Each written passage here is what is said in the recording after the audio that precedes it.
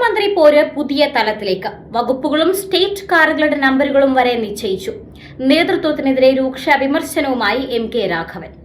കേരളത്തിലെ നിയമസഭാ തെരഞ്ഞെടുപ്പിലെ വോട്ട് പെട്ടിയിൽ കിടക്കുന്നതിനിടെ മുഖ്യമന്ത്രി പദത്തെ ചൊല്ലിയുള്ള കോൺഗ്രസ് നേതാക്കന്മാരുടെ തമ്മിലടി പുതിയ തലത്തിലേക്ക്. എം.കെ. രാഘവൻ എം.പി. സംസ്ഥാന കോൺഗ്രസ് നേതൃത്വത്തിനെതിരെ രൂക്ഷ വിമർശനവുമായി രംഗത്തു വന്നതാണ് ഇതിൽ ഒടുവിലെത്തിയത്.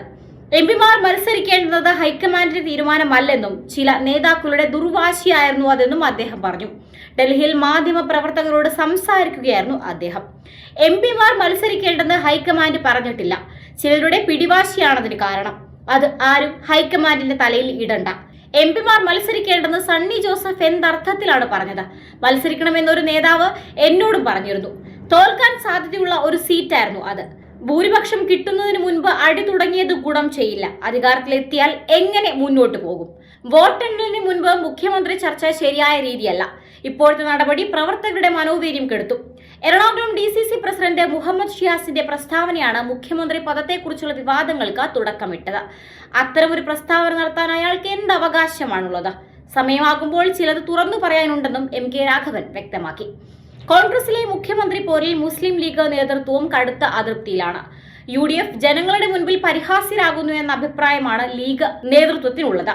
ഇനിയും കോൺഗ്രസ് നേതാക്കളുടെ പരസ്യ പ്രതികരണം തുടർന്നാൽ ഹൈക്കമാൻഡ് ഇടപെടൽ ആവശ്യപ്പെടാനും നീക്കമുണ്ട്. വിവാദത്തിൽ ആരുടെയും പക്ഷം പിടിക്കില്ലെന്നും ഭൂരിപക്ഷം കിട്ടിയാൽ കോൺഗ്രസ് ചോദിക്കുമ്പോൾ മാത്രം അഭിപ്രായം പറഞ്ഞാൽ മതിയെന്നുമാണ് ലീഗിന്റെ തീരുമാനം.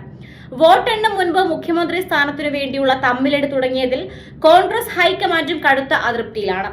പ്രമുഖ നേതാക്കളായ VD സതീശൻ, രമേശ് ചെന്നിത്തല, KC വേണുഗോപാൽ എന്നിവരുടെ പേരുകളാണ് ഉയർന്നു കേൾക്കുന്നത്.